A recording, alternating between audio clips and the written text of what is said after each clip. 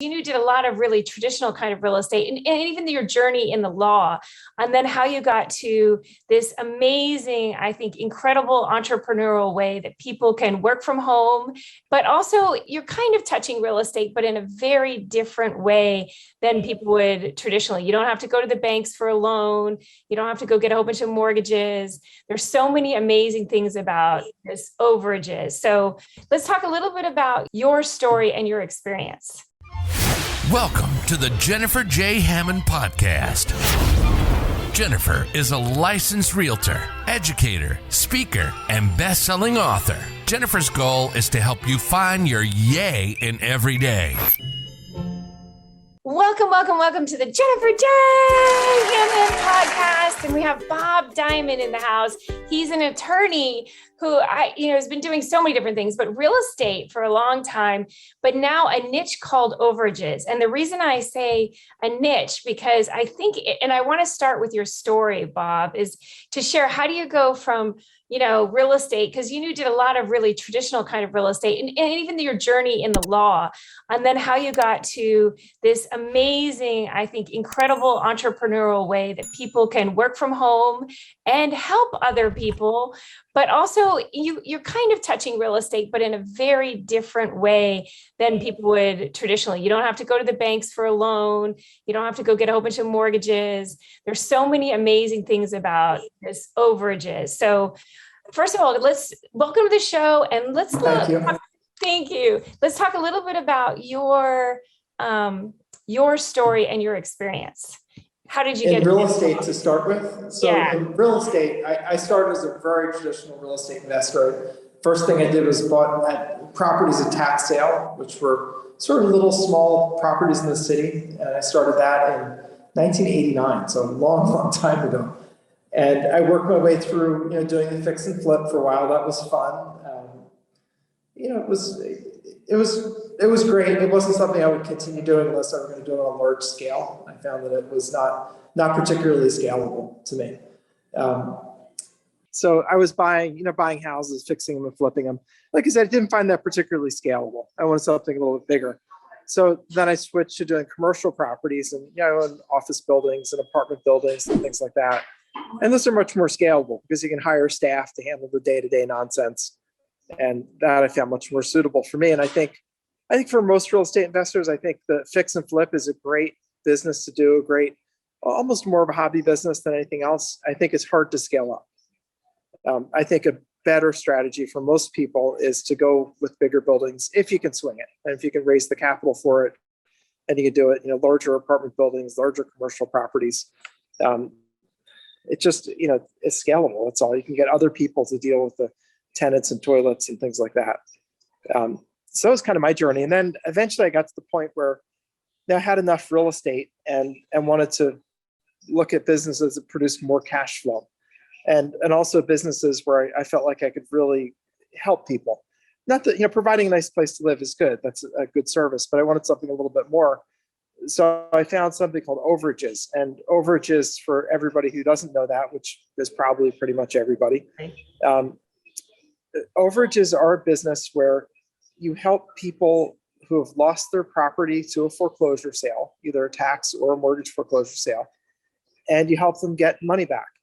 And the really short explanation is when the property sells for more than the debt, that extra money goes back to the former owner. And especially now that houses are so expensive. And I think I just read, and I'm not sure if maybe you know more about this. I just read that the average home price in America just went over $400,000. It is. And it used to be like 250, and then it was 350 for a long time. And now, I believe it's over 400,000 for the average, which is, again, makes it unattainable, home ownership unattainable for some people. Yes, it's mind-boggling. It's really expensive. And so that's also creating a lot of large overages because the properties that sell at tax and mortgage foreclosure auctions, they sell for a percentage of retail value. And typically it's about 80% of the as-is value minus fix-up costs. So whatever that might be. So it might be 50% of the overall value depending on condition, but it's about 80% of the way it sits right now minus fix-up.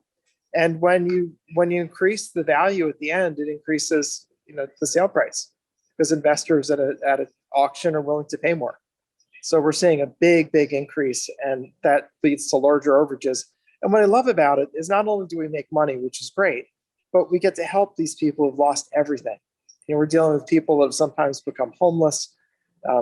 They're sometimes couch surfing, living with family, doing whatever they can do to get along. And we pop up and hand them a check for, $20, $30, $40,000 or more. And that's a big thing when you're flat on your back broke. That's a really big thing. And so we make money and do a lot of good. And I think for people that do this business, that's the best kind of person. Someone who really wants to help and really wants to make money, and it's perfect for that. So that's what I'm doing now. Really enjoy it. So I think it's such a special kind of business, because being able to help people, especially right now, and I know we're going to date this, and in fact, some people are obviously watching live on Facebook, but for anybody who listens to this, again, we'll put this up on the podcast and out on YouTube as well. So if you're watching it or you're seeing it, it's after December 11th, 2021. We are just about to go into a really interesting time for real estate. And I'm sure you probably know this one, but there are millions and millions of people in the United States that have not paid their mortgage payment in almost 2 years. And because of the CARES Act, they have given this window. And so they're going to have to start paying as of January 1st. Now, I know that also it changes depending on from state to state when things are going to end up being processed as a foreclosure. A lot of states need 90 days. So April, this spring, should be a very interesting time in the world of real estate. Would you agree? Yes. And, it's unfortunate, that people are going to lose their houses, but they will.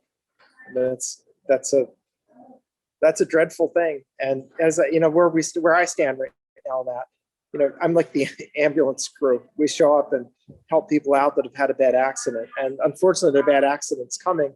And of course, for real estate investors, those can represent some buying opportunities, and a lot of buying opportunities. And I think especially in commercial real estate has gotten kicked in the stomach in a lot of places. Yep. I'm here in Philadelphia today, and I have a building here and has a restaurant and 25 offices. And I mean, my vacancy is like 30% now. It's crazy. Wow. And so I double money into that property to manage it. Thankfully, I have a cash flow business in overages that allows me to do that. Otherwise, I'd be one of the masses that's going to be foreclosed. And, there's always, I think it's Warren Buffett that said, when others are greedy, be scared. And when blood's in the streets, that's what you're buying, whatever it is. Right. But bottom line is that when an opportunity presents itself, you should take advantage of it if you can. And I think April is probably the kickoff to that season of opportunity. Yeah. It's going to be really interesting with overages. So I do want to, because, we keep talking about this because I know so much about overages, but for anybody who is either in Clubhouse or on Facebook or YouTube, I want to make sure that we define what an overage is. So you kind of briefly said it before, but just if you can take and let's use, I always think it's best if we can use an example. So, sure. Take us from kind of the beginning all the way through to what an investor or somebody who looks like you can do to also help this person. But take us through a full example from beginning to end. Sure. So I'll give you, I won't use the names. I have a current client that lost a property tax sale.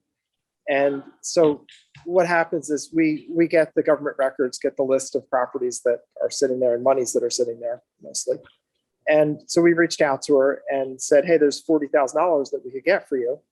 And we'll do it for a percentage. If we don't succeed, then we don't get anything. If we do succeed, then we'll get a success fee. She said, great. It's about $30,000 to her. She's happy as a little clam. And she said, oh, by the way, so we signed her up. Let me conclude the story. We signed her up. And once you sign someone up, then they know where the money is. But they're already signed up. They're our client. So she said, oh, by the way, I noticed this is from the tax sale. I lost another property at the tax sale, except it was an LLC. Can you get me money for that also? And I said, sure. I said, let me have the address and I'll go look it up. I went and looked it up, and sure enough, there's another $30,000 for her in there. Wow. So she's going to have 70 altogether. We're going to have about 20 from those two. meaning make $20,000. And so I was able to then go get that money, give her her portion, and then keep 20,000 for ourselves. And that whole thing, probably 20 hours worth of work altogether, which, that's probably more than usual. Usually we'd probably be at 10 or 12 hours, but it's things take on the life of their own. With two properties, it's a little more to deal with. But, so the bottom line for that client, we call her out of the blue, give her the good news, say we'll do a completely contingent upon success. So she says, great, this is just what I need. And next thing, she knows there's $50,000 in her bank account. Yeah. And that typically takes 4 or 5 months, by the way, to get the money. It's about a 4 to 5 month process. Can be a little shorter, not usually longer, but it could be. But generally, 4 or 5 months is what we tell people to expect, because it is an administrative process. They have to apply, and then the government processes the refund. So that's what it is. And this works all across the country. And it works anywhere there's either mortgage foreclosure sales or tax foreclosure sales, which is everywhere. And the whole key to it is, and this is, I think, a good way for people to understand it, when the property sells for more than the tax bill or the mortgage balance, the extra money doesn't go to the mortgage company. The extra money doesn't go to the state. It goes to the person. But here's the thing, you have to ask for it. If you don't ask for the money, you don't get it. If you don't ask for it, it just forfeits to the state eventually. So hopefully that makes sense to everybody. Because if you think about it, let's say you had a $400,000 house that had a $200,000 mortgage on it because you bought it a couple of years ago and houses were $250,000 and you put a little money down. Well, if the house sells for $400,000, then and you owe $200,000, there's $200,000 left over, and that money belongs to the former owner, which of course makes sense because the mortgage company gets paid off in full, and then the balance is left over for the former owner. Same thing with taxes. If you're behind in taxes, typically 3 to 4 years before they'll sell your house at tax sale. But if you're behind 3 to 4 years in taxes, you probably owe 15 to 20% of the value of your house at the most, even with penalties and interest. So if you're talking about a $400,000 house, you probably owe $20,000, $30,000 in taxes. And if it sells for $400,000, obviously huge amount of money left over. And that money belongs to the former owner, which I think, at least to me, it makes sense because it was their house. They paid their bill, whatever's due, whether it's taxes or mortgage. And then after that, the money, should be returned to them. Yeah. So that's sort of the sum of it. Yeah. And I think that the other thing I wanted to highlight about it is that, so this is a kind of business that you can do as an entrepreneur.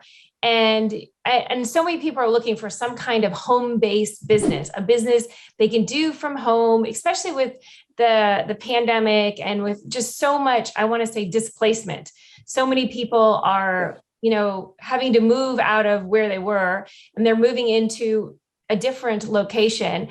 And now, even if they have a spouse who might be also working from home, and now they're looking for a business to work from home. And I really, this is a business that I think is so beautiful because anybody can do it. You could do it while you're working, in a beach town in Florida, or you could be, in New York City. It doesn't matter where you are particularly. It's a home-based business. You can just create it. I almost want to say you can create it out of nothing, because you can create it where you don't need an employer. You're creating your own business. You're creating your own, entity to be your business. And what you do, one of the things I wanted to make sure that we say is that what you do is you help people understand this, and you have a full class that you can teach people. And I want to make sure that we mention this, is that I believe we put up the for people to see the entire presentation and learn about it. If they want to learn how to do this, they go to, I believe it's Jennifer Interviews Bob. So it makes it pretty. That is it. Yeah. Good. We put up I talked for about an hour and a half about the business on that. And my goal there is to show people what the business is, what the opportunity is, and give you a fair view of it. See if it's for you. And you're 100% right. Perfect home-based business. You don't have to meet with anybody in person. So no matter what happens with lockdowns, pandemic, Omicron, or whatever the heck variant it is, whatever might happen, everything we do is handled by mail, by email, by telephone. So, you don't need to go anywhere, and it's a perfect home-based business. It is absolutely perfect. And, the Journal Wall Street Journal had an article this week about how many people are looking for home-based businesses. One of the biggest Google searches last year was how to start a business, which I thought was interesting. And one of the things I like about this business, very inexpensive to start and inexpensive to run, because you're getting essentially free public records lists of monies that are being held. And then you're taking those public records lists and you're reaching out and calling people on the phone or emailing them or sending them letters saying, hey, I'd like to help recover your money. There's just not an upfront investment, which I really think is great, because that, upfront investments, firstly, you have to have the money. And secondly, it's risk. If it doesn't work out, you lose that upfront investment. And I really like that. And you also don't, as much as I like flipping houses, you have to put the money up front. Yep. Nothing wrong with that. It's just, anytime you take money out of your pocket, it represents risk. And I guess as an attorney, I end up being maybe risk averse and careful, because you see when things go bad. It's like talking to an emergency room doctor. If he sees you walk outside with a chainsaw, he's running to stop you. Put it down, or don't get on that ladder. Or don't ride that motorcycle. I can say, yeah. I know a lot of emergency room doctors that just say people who ride motorcycles, it's just so dangerous. They call them organ donors. And I hate that term. And yet I realize that anytime you're doing something dangerous, we want to do everything we can to protect you. And I think that's a great analogy is, if you look at doing a franchise business, or you look at many businesses, especially like a franchise, you're going to have a chunk of money to put into that franchise, whether it's a McDonald's franchise or Subway or, the yogurt shop down the street, whatever that is, you need a chunk of money. And then there's a lot of stuff in there with managing employees and understanding all of that. Whereas this, and you can scale this. That's the other thing. You mentioned that in the beginning, which I think is really important, is I think a lot of people who are, again, like you just said, wanting to start a business from home, they're also looking at how can I one day scale it without having what has become, I think, a huge burden in the real estate market is, how do I not have a huge commercial space? If I'm going to do a restaurant, can I do a restaurant where we do just take home, just delivery or in catering per se? Just like you mentioned about your place there in Philadelphia, the restaurant spaces, I'm finding the more restaurateurs that I talk to, the more they are unwilling to take a risk on a big space. They want to figure out ways that they can make it so that they're risk averse. They're just looking for ways that it can be a safer investment, because it is, if the whole thing goes south, it all goes south, in the fact that, whereas if you do a home-based business like this one, overages, if you do overages, and again, I'll say that thing. So if you're interested in finding out more, go to the website, jenniferinterviewsbob.com, jenniferinterviewsbob.com. And then there's a whole presentation Bob recorded there, and it just goes through in detail all about it. And if you're interested, it's an online class that you can learn. And so I think it's really important to, again, look at, with real estate investing, like you said, with fix and flip, or even commercial real estate, it's really important to understand what's happening with the banks right now. And I'm really curious and I'm serious. I wonder what your thoughts are, because like I said, they were just about to have all these foreclosures on the residential side. And I have a feeling on the commercial side. Yeah.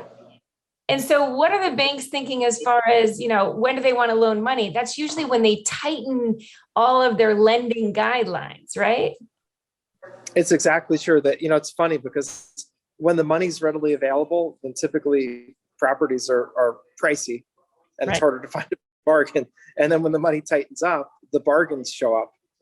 And it's really funny how it's completely counter-cyclical, but that is the way it works. And I think that there are going to be massive opportunities, especially once they start foreclosing again. I think about all the landlords who haven't been paid rent in a year or two. And that is not an easy place to be. And I think a lot of those are probably in default, but not foreclosed yet, meaning the banks are just not doing anything yet. And that's a rough spot to be, because when the banks come back online, They say, all right, time to bring your mortgage current. And they tell you to, it's like one of my commercial properties has a $24,000 a month mortgage. I can't imagine that's current, but I can't imagine if it weren't. Right. Imagine if I was like 2 years behind in that, it would be $300,000 or something like that. Crazy. Yeah. And then trying to figure out how to negotiate that out or figure out another way that the real estate, that you can bring that mortgage, you can negotiate with the mortgage person, the bank or whomever that is to try to figure that out. And it's just a really tough time. And I would say a big uncertainty of what's going to happen next with mortgages. And so when you look at real estate investing, again, it's really important to find a business that is not only one that you can start from home, that again, with a pandemic, with a lockdown, a not lockdown, all the different controversies that are going around this whole pandemic, is figuring out a business that you can do from home. And weirdly enough, I know you have a prediction, and we kind of alluded to this a few times, but what do you think is going to happen is with the overage business as far as going, becoming even a bigger business over the next couple of years? It's going to explode. Yeah. And there's no question about it, because it's related to the number of foreclosures. And Yeah. we can serve both mortgage and tax overages, or I'm sorry, mortgage and tax foreclosures. And I think it's unfortunately going to be the biggest we've ever seen. Yeah. I agree with you. I think it's going to end up being just an amazing opportunity for anyone who's interested in this as a business. And I think that the other thing I love about it is this is a business where people can start as a home-based business kind of on the side, as their side hustle or their side gig, so to speak. And then I know you have stories from some of your students. How about if you would share? I love your stories. You always have such great stories. Share a story. I know you've had so many, but from the people who they have a regular job and they started doing this on the side, and then they ended up making so much money, they ended up not needing the other job. And that's pretty much all of my students. They typically start this off as a side gig and then get it going. And, realistically it takes 4 or 5 months, because that's when you first get paid. So for everybody out there, you do need to do a little advanced planning. The reason I say it takes 4 to 5 months is that's when you get your first check in. Yeah. Because at first you're just you're signing people up, and then you're submitting the claims, and then the government agency will take typically 4, sometimes 5 months to process it. And what happens is my students will typically put a couple of deals in the pipeline. An average deal should turn $10,000 to $12,000 into your pocket, sort of a run-of-the-mill deal. And they'll get 3 or 4 of them lined up to pay out. And then they get paid out, 4 or 5 months later, and all of a sudden they have $30,000 or $40,000 in their bank account. And they're like, okay, now I have some runway, and I have other things in the pipeline. And then they're quitting their jobs because they can. And what's nice is, since it's a pipeline business, you can fill up your pipeline, and you kind of know what's going to come in. And like I said, sometimes they take 4 months, sometimes 5. So one might come in today, or it might come in a month from now, but you roughly know when it's going to come in. And I really like that about it, because you can plan your life. And I think that's what helps people who are trying to leave their jobs and want to have that stable income.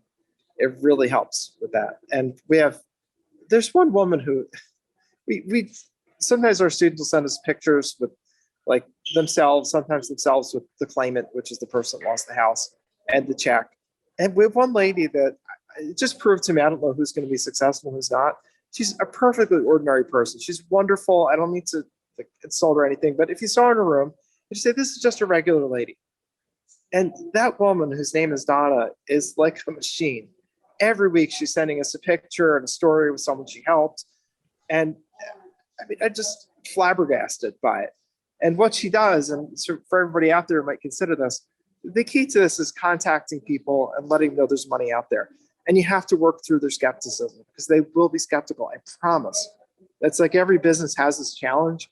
And our challenge is working through the skepticism that people naturally have, saying, what do you mean I'm owed $40,000? And they think that they just have terrible luck. They just lost their house. But the fact is that it is true. It's true. I know it's true. They just don't know it's true yet. So you have to spend time talking to them. You need to be patient with them, so they move at their own pace. But as long as you do that, anybody literally can be successful in this. It just takes sort of slow and steady, be patient, be nice to people. And if they see your heart is in the right place, that you really want to help them, then they'll join in. And remember, our offer is no money up front. We only get paid if and when we're successful. And even then, we get paid out of the money we collect. Like, I never get a check from anybody. I don't take their credit card. I don't need it.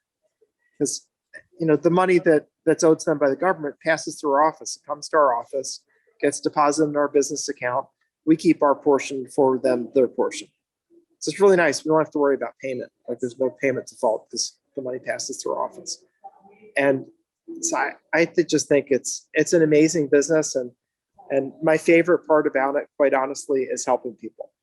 Yeah. You get people that are just so flat on their back broke, and they don't have much hope for their life right now. They don't feel real positive. And, we reach out to them. They're always skeptical, but we break through that. And then we go to work, and a couple months later, I'm sending them a check. Yeah. And it's a really good feeling. It's a really great business, one that I'm always proud of. When people ask, "Oh, what do you do?" I'm like, "Oh, we help people who've lost their house in foreclosure get some money back." And it's really, it's something to be proud of. Yeah. And it's something that needs a lot more people doing. I have to tell you, Jennifer, even today, there are 3,000 just tax sales. Not even talking mortgage foreclosures. There are 3,000 tax sales each and every business day in America. That's Monday through Friday. And that means properties sold. So 3,000 a day. And mortgage foreclosures up before the pandemic were about 1 million a year, which I can't do that I can't do the math on a daily basis, but it's a lot. And can you imagine what it's post-pandemic, what that's going to be? You've got kind of a backlog of 1.5 to 2 years worth of foreclosures. Yeah. Crazy. Absolutely crazy. Yeah. It's going to be such a, I can predict it. It's one of the reasons I was so excited about having you on the show and talk about this, because I really wanted to make sure that people had an opportunity to know, because I know there are a lot of people out there who want to help. This is such a huge desire for them, as well as they're so interested in having a business that they can work from home because they may have a spouse or someone else, or quite frankly, because something happened and maybe they have a handicap now physically. I've had people who have come to me and said, "I want to get into that real estate investing thing." And then I talk to them, "Well, do you have money saved up? Do you have a relationship with a bank? How are you going to get the money to do the flipping and pay for the renovations?" And I so often I say, "Well, have you ever looked at overages?" And of course, so often people are like, "I've never heard of that. I don't even know what an overage is." And that's why I said, I just wanted to, let's define it and let's talk about all those benefits, because again, I think that so often this is exactly what people have been looking for, but they just didn't know it because again, it's coming to them with a name that they've never heard of. They don't know what an overage is or what this means. And they're worried that they need to be an attorney to get involved in something like this. The coming year is just fabulous for you in every way, in health and monetary and everything else. And, we need to stick together, even though it seems like the place is coming apart. And I would encourage everybody, do think about what you can do to control your own life. And, overages is one way you can do that. If you want to know more about it, go to jenniferinterviewsbob.com and I'll give you the skinny on this business. But I think for everybody, whether overages for you or not, do something, because I think we need to be in control of our own lives today. We can't leave politicians in control of our lives. It's just a bad idea. Yep, So. I agree. Thank you for that. Thank you. And what we've been doing is every one of the episodes, John, if you'll come off your mic, we always make sure that we end with a yay. So I'm going to do a countdown of 3, 2, 1. So if we'll do 3, 2, 1, yay! Yay! For the rest of the conversation,